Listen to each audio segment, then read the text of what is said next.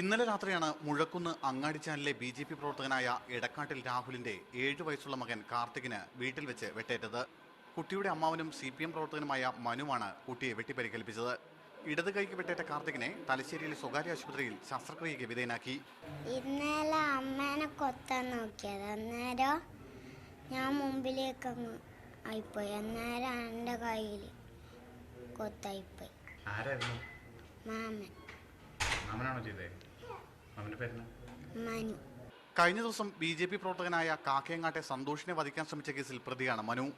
ഈ കേസിൽ സാക്ഷി പറഞ്ഞ വൈരാഗ്യത്തിൽ തന്റെ ഭർത്താവിനെ കൊലപ്പെടുത്താനാണ് മനു വീട്ടിലെത്തിയതെന്ന് സഹോദരി രമ്യ പറയുന്നു. വീട്ടിലേക്ക് വന്നിട്ട് പറഞ്ഞ് എൻ്റെ ഭർത്താവിനെ കൊല്ലാൻ വേണ്ടിയാണ് വന്നത്, ഈ വീട്ടിലിട്ട് തന്നെ കത്തിക്കാൻ വേണ്ടിയിട്ടാണ് വന്നതെന്ന്. ഭർത്താവ് പിടിയില്ല, ഓർ പണിക്കോയിന് വന്നാൽ ഓനുണ്ടാക്കിയ 2 പിടിയില്ലെന്ന് പറഞ്ഞാൽ ഓൻ കൊണ്ടുവന്ന കൊടുവാളുകൊണ്ട് എൻ്റെ മോൻ്റെ കൈക്ക് കൊത്തി. കഴിഞ്ഞ തദ്ദേശ തെരഞ്ഞെടുപ്പിൽ മുഴക്കുന്ന് പഞ്ചായത്തിലെ 14-ാം വാർഡിൽ ബി.ജെ.പി. സ്ഥാനാർത്ഥിയായിരുന്നു രമ്യ. തെരഞ്ഞെടുപ്പിന് ശേഷം രമ്യയുടെ വീടിന് മുന്നിൽ CPM പ്രവർത്തകർ റീത്ത് വെച്ചതായി ആരോപണമുയർന്നിരുന്നു. എന്നാൽ സംഭവത്തിന് പിന്നിൽ രാഷ്ട്രീയമില്ലെന്നും കുടുംബ വഴക്കാണ് കാരണമെന്നും CPM നേതൃത്വം അറിയിച്ചു. മീഡിയ 1 കണ്ണൂർ.